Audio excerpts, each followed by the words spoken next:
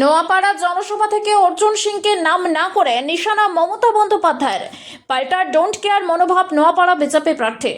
2026-এর বিধানসভা নির্বাচন জমজমাট ব্যারাকপুর শিল্পাঞ্চলে। রাজ্যের অন্যতম হটশিট নোয়াপাড়া বিধানসভা।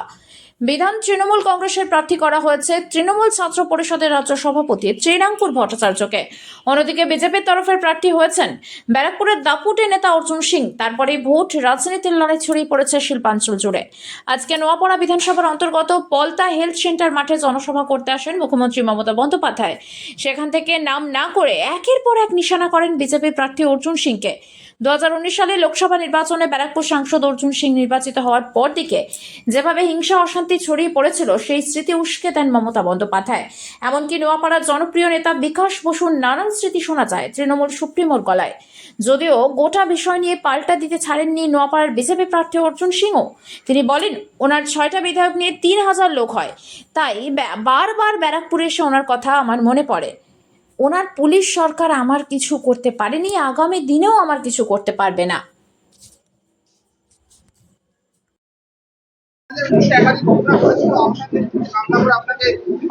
সারা বাংলা ওনার নেতৃত্বে মানুষ আজকে আরজিকরকে ভুলিনি, মানুষ আজকে মনোজিৎকে ভুলতে পারছে না।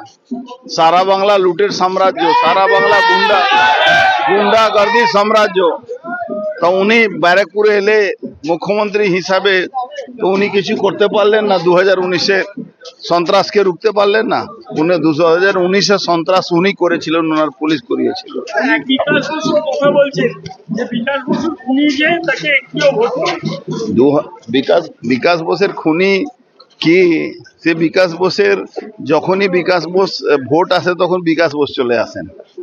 উনার লোয়ার কোর্ট, হাইকোর্ট, সব কোর্টে যেখানে একুইটাল 2001 সালে করলো, তাহলে উনি বারবার এই কথাটা বলে উনি আমার কিছুই করতে পারেন না, তো উনার তো পদত্যাগ করা উচিত।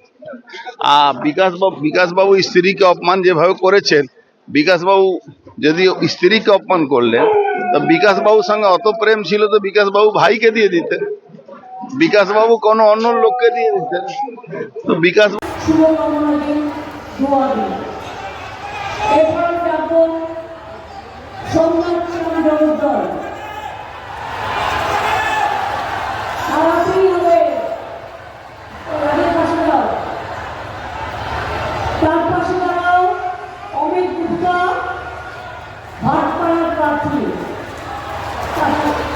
তার পাশে দাঁড়াও স্বর্ণপে নৈহাটির প্রার্থী,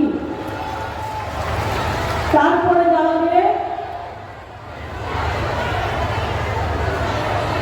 সুমন